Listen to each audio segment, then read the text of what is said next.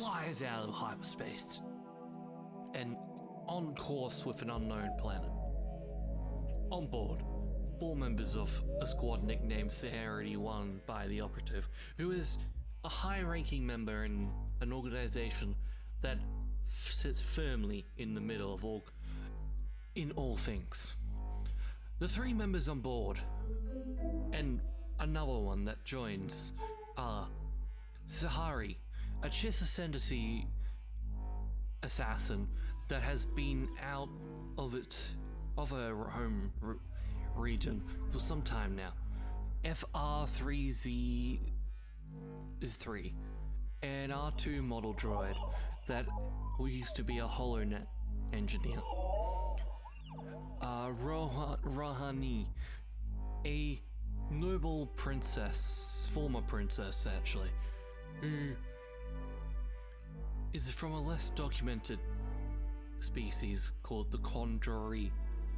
And lastly, a human Jedi sentinel that looks oddly like a famous Jedi that died at the end of the Galactic Republic and was dubbed a traitor by the Emperor. The operative tells them that they are going to retrieve a flight recorder and some kind of crate with a triangular object on that has been located near a crash site of a ship that belongs to the Imperials on an unknown planet in the unknown regions of the Outer Rim. They must go down and explore it and find the crash site. The ship descends at a rapid pace and slowly dips as it hovers on the beachfront. Sand sprays up from the engine as it touches down. They're given flares and coblinks, and they venture forth into the forest to find their objective. As they walk through the forest, the trees around them are bluey green, and little small mammals peek through the trees, through the treetops, canopies, down upon these strange creatures that walk through their home. They find a river and follow it just off the bank until they reach a fork in it. Across from them is a crash site of a Lambeer class shuttle that is normally used by the Imperials as a transport ship for high-ranking members and cargo. They observe droids of some kind that are from a bygone era where clones were pitted against them for futile reasons that ultimately achieved the Emperor's goal. The group acts with stealth in mind. Sahari finds a small cliff and sets her sniper rifle up, and observes the others as they stealthily move through the forest to find and kill these droids. The first shots in the small skirmish that would take place went straight through a BX commando droid's arm and to its core motor functions, collapsing the droid in a single shot. Serenity 1 moves slowly and takes out the rest of the droids in a single swoop, but in the distance a ramp opens up and 4 more droids stomp out and start blasting at their position. The Jedi that is with them, that isn't Rani, steps up and starts deflecting the blasts, moving closer as the droids move around him, starting to fire at him. He reflects the bolts, blasts off his lightsaber. As he does this, IG-23 starts cutting into the Lambeer class shuttle to find the flight recorder, and Rorani grabs all the crates that are scattered around and opens them. One has nerve gas, the second has a holo puck and holocrons from a bygone era of Jedi rule that is long gone. The third has a bunch of soil inside that is from a marsh planet. of some kind. And the last crate that they find is what they came here looking for, at least one of the objects that they came here looking for, which, as Rorani opens the crate, a red light emits from it. She looks over the edge of the crate and finds a triangular red object glowing as she looks at it. She quickly closes the crate, sensing that something is off with the crate, and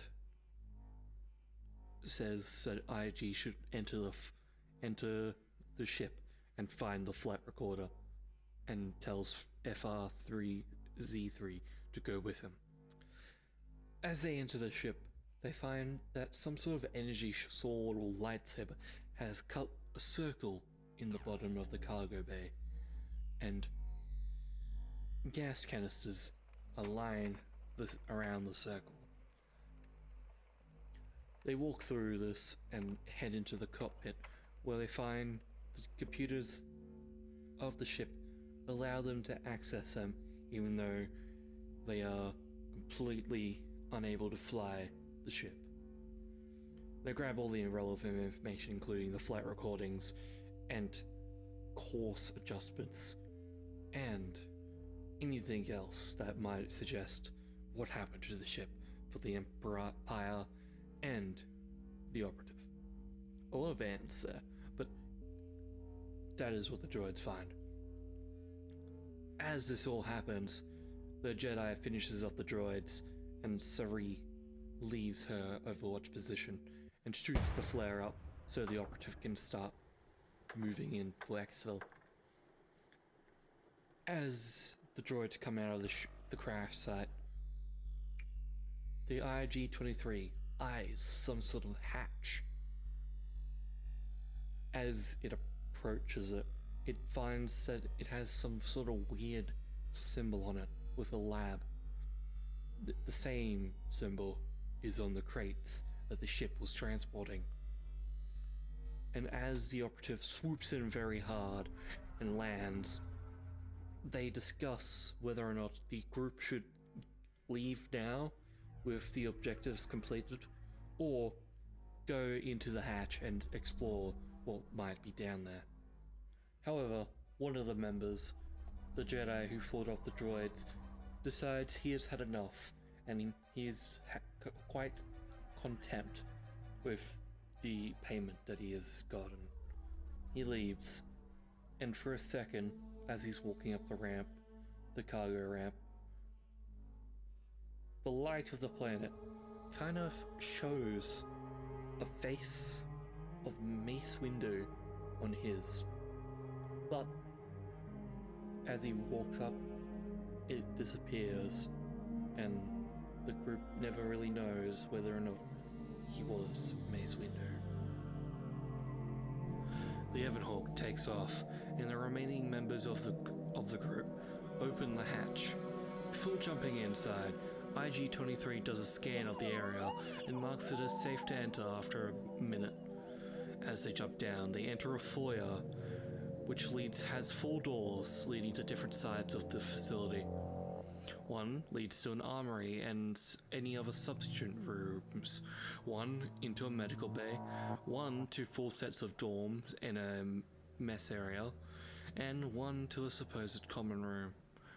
Siri decides to head to the dorms while Rorani heads into the armory. FR3Z3 finds a droid port in the foyer and plugs itself in, looking for a map. IG-23 heads into the medical bay and finds only medical documents of the personnel at this facility, and decides not to share the information with the party out of fears that they might use the information to harm the scientists. Though Rorani finds a computer as she enters the armory and learns that this facility does bioweapons and robotic weapons and all sorts of other projects. Though, meanwhile, Sari walks down the dorms and decides to open up a locked dorm room. She steps inside and sees a technician that is an Ognot, sleeping. She wakes him up and they have a quiet conversation over Blaster Point. As she does this, IG-23 moves through the armory and into the other rooms looking for anything, any signs or anyone who might be just researching and going about their day.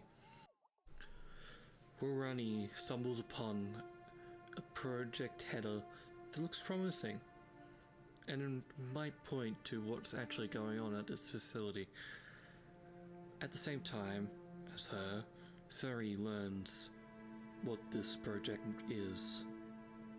They both learn that this facility has been experimenting on an ancient plant creature called the Dodari from the High Republic era.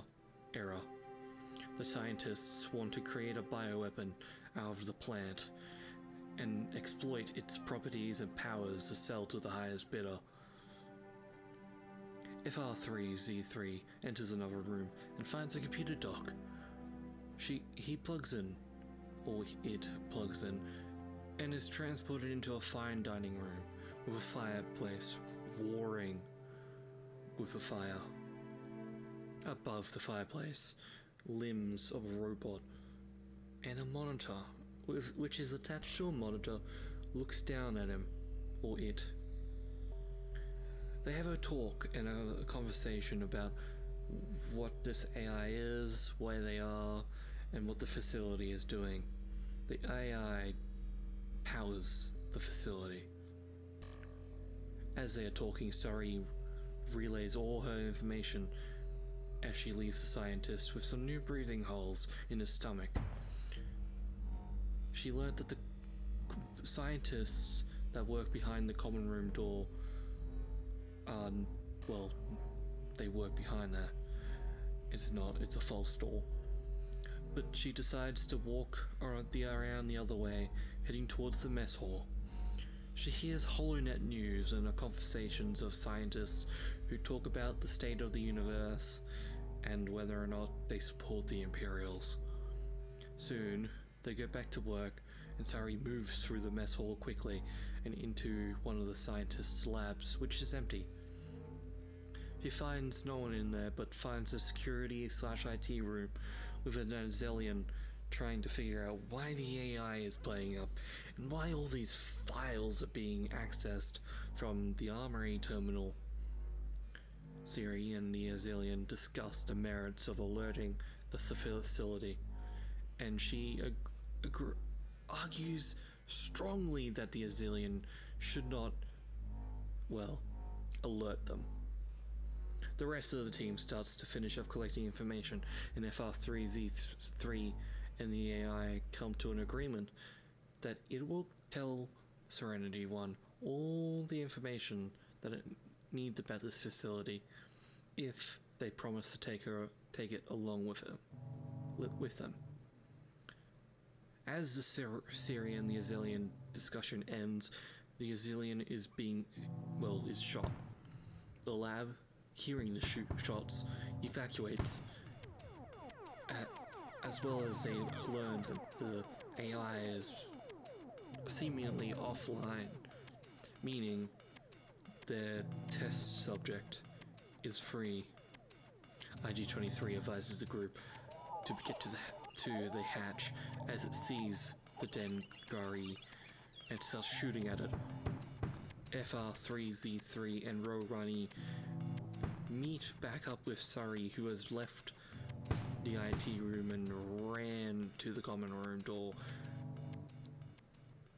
She opens it and sees the force field that protects the workers from the Durari has been taken down, and the Durari and the IG-23 are fighting.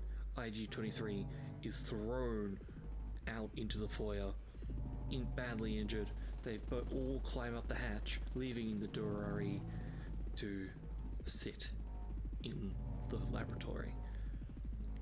Suri fires another flare up, and the Evanhawk comes in for one last swoop into the planet before going off into the galaxy, where Serenity 1 will go on future adventures.